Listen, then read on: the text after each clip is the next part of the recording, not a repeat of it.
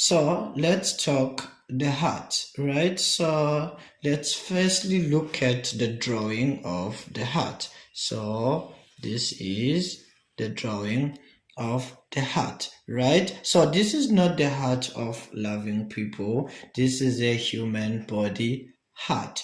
Normally the heart is called cardio, which is the word informally, so you hear it in the aerobic exercise. But the word cardio means heart. So your heart is what we call the cardio, right? So if you look at the heart, the first thing that you would see, there is a layer which is outside here. There's a layer which is outside. And this layer is what we call the pericardium.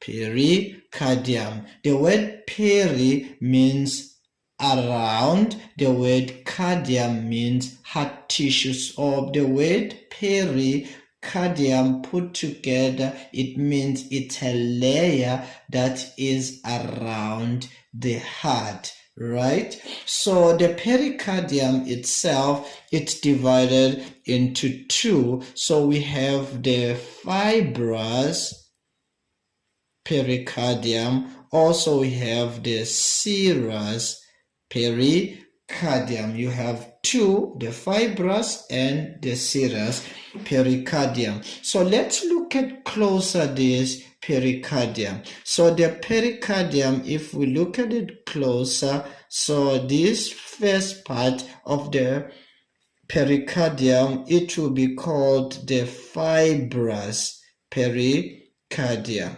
right? So the fibrous pericardium, it's a thick, tough layer which holds the heart in place. When your heart beats, what holds it in place is what is the fibrous.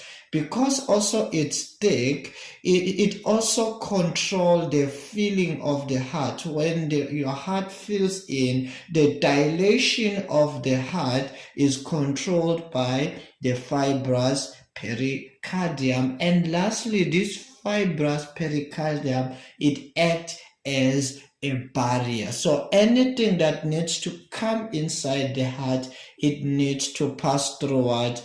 The fibrous pericardium.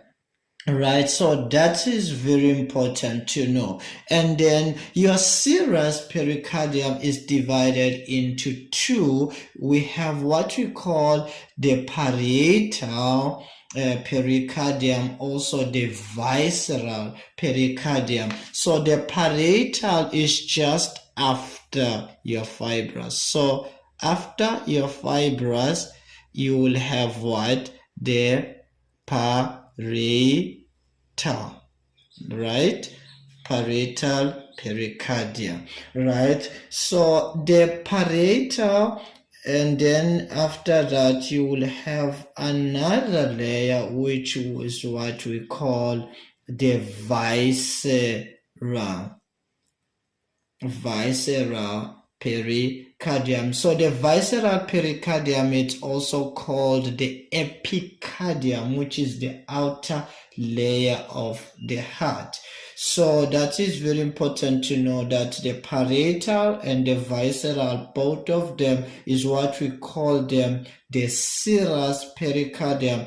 They are called the serous because these two layers is what produces a fluid which we call the pericardial fluid, which we'll just talk about it now. So if you look at it closer here, there is a space that is formed by these layers here, and then this space is what we call the pericardial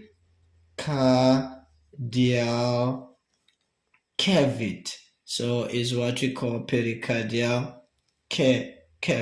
As you know that a cavity is just a space, right? So this space that is formed by these layers is filled in with a fluid, and the fluid that fills in this space is what we call the pericardial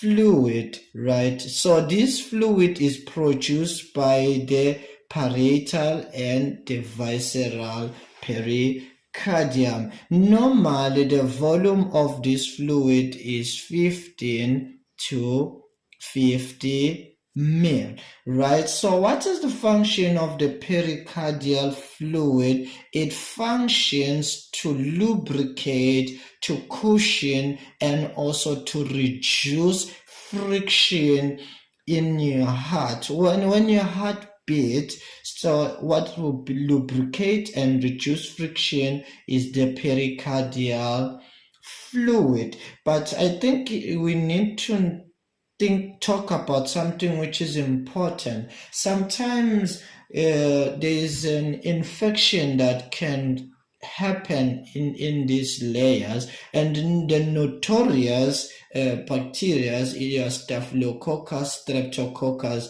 and your Pneumococcus are the one which normally cause the infection. So when your pericardium gets infected, and then there will be what you call inflammation. So infection normally results into what we call inflammation, and it's a result of the chemostasis that occurs when there is an infection. So when there is an inflammation of the pericardium, that is what we will call pericarditis. So pericarditis is the inflammation of what? Of the pericardium.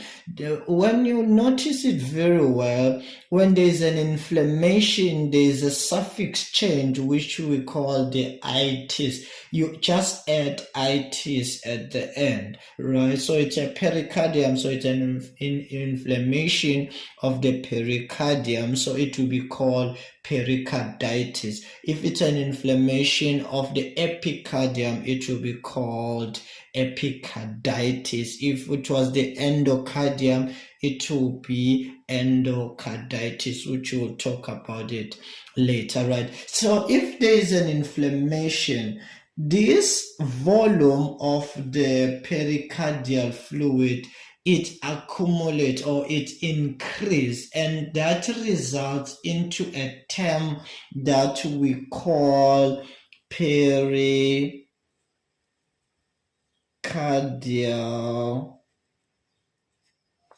effusion.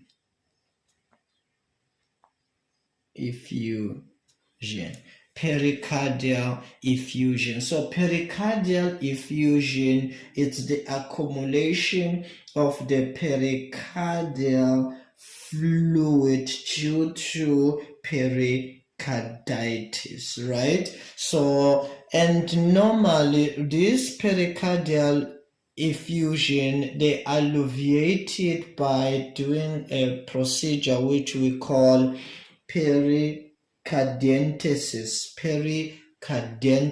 So this procedure, they insert a long tiny needle to drain out the fluid. So that's how they alleviate what? The pericardial effusion. So typically the pericardium, this is what you need to know, that it's divided into two, fibrous and serous.